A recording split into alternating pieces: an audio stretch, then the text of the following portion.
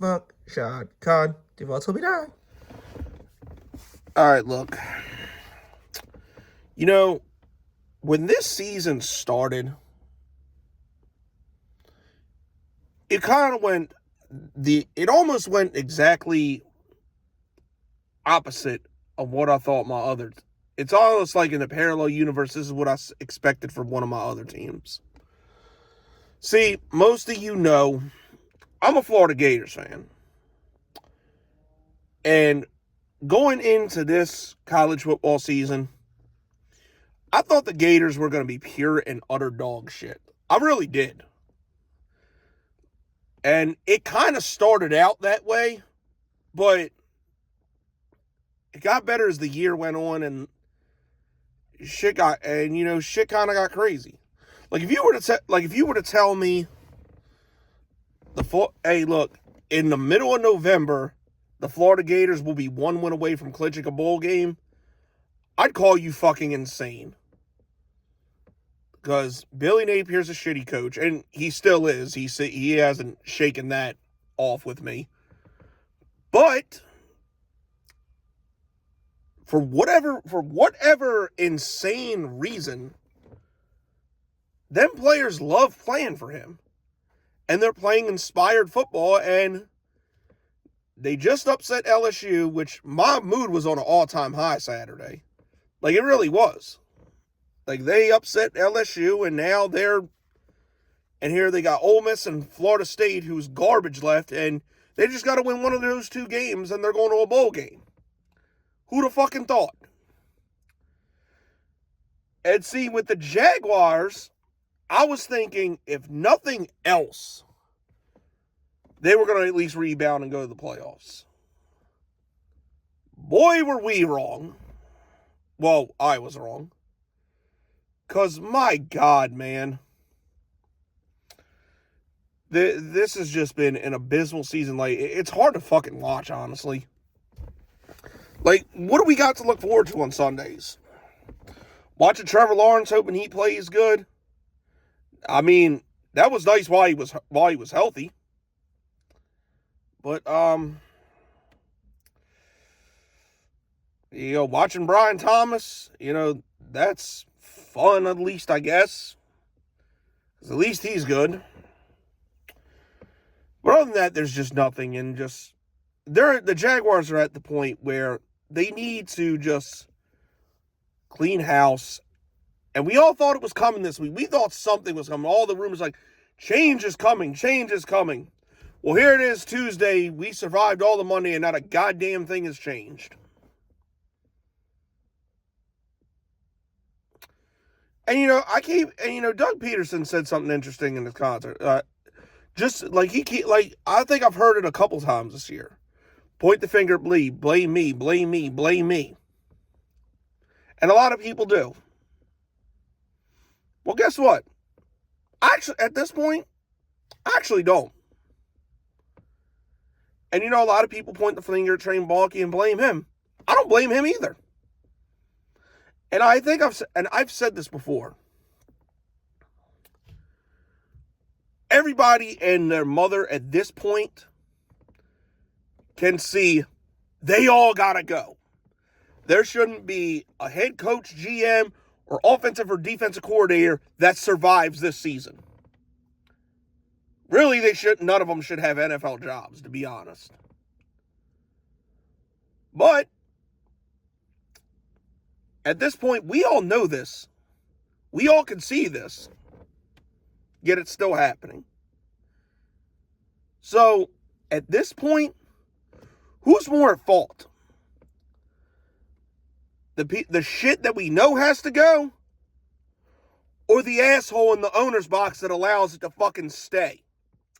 That's right. That's right. That's right. At this point, there's no point in blaming Press Taylor.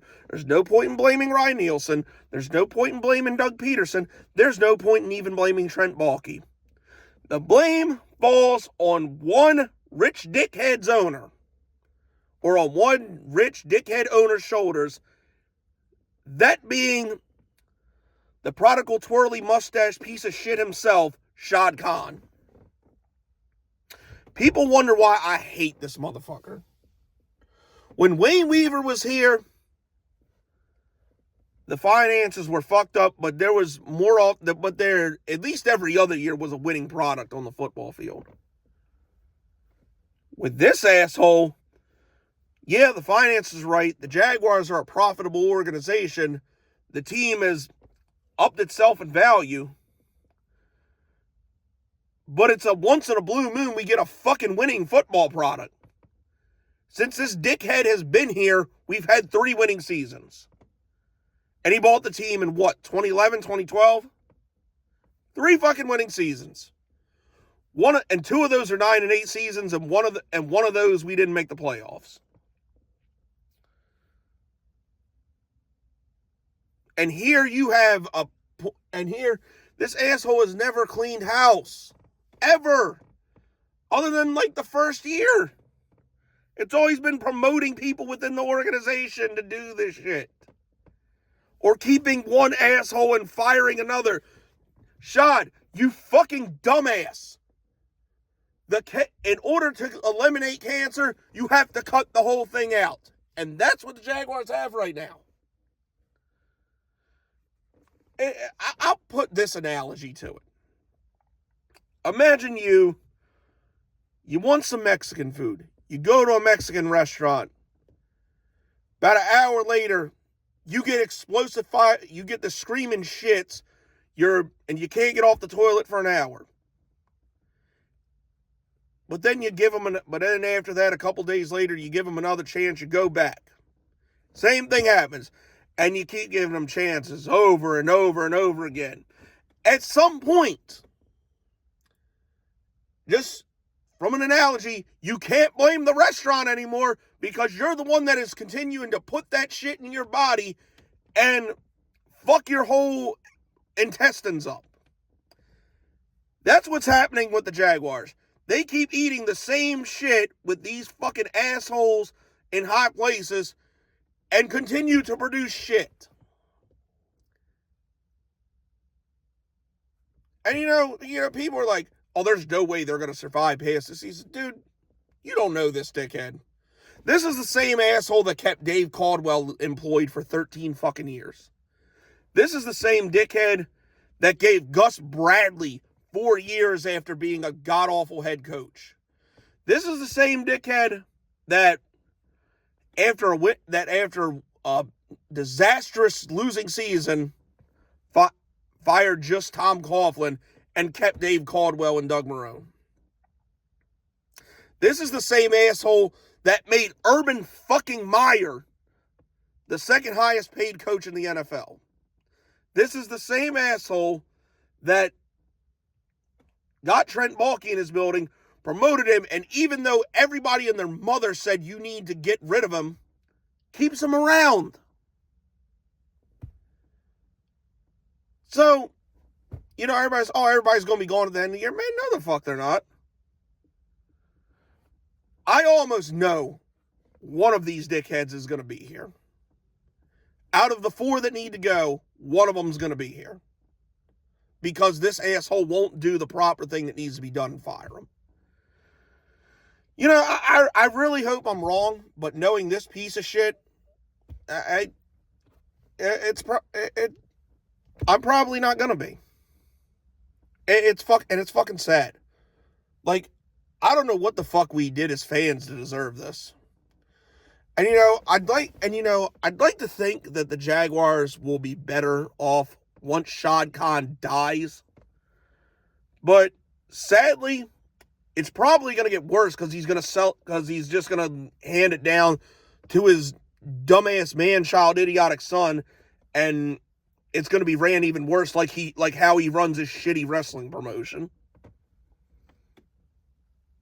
It's just fucking sad, man. Like, it really is. And I go back to a few years ago when I said it almost may have been better had the Jags just sold the team to someone else and left Jacksonville. Like somebody that would have taken it to like Orlando or maybe even San Antonio or something like that.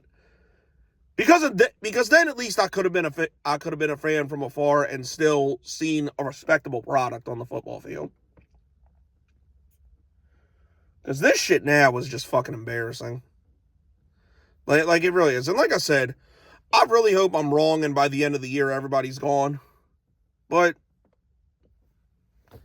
I can't say that's going to be a guarantee.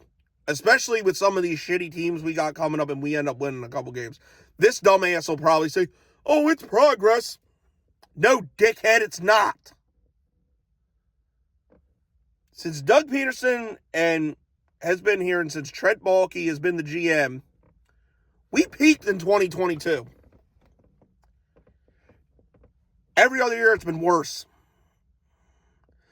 The year after, 9-8, we missed the playoffs. And now this year, the shit show that we have today. That's not progress. That is regress. So, again, man, I hope I'm wrong, but I can't say I have faith and trust in this asshole to do what needs to be done. But yet, I'll still be here covering it. I'll still watch these dickheads every Sunday. But because I guess I love self-torture, but I don't know. I don't even know what's on tap for this bye week. I don't even know. Just eventually I'll be back with a fucking preview, but who the hell knows, man. All right, guys, I'm going, man. Y'all have a good day.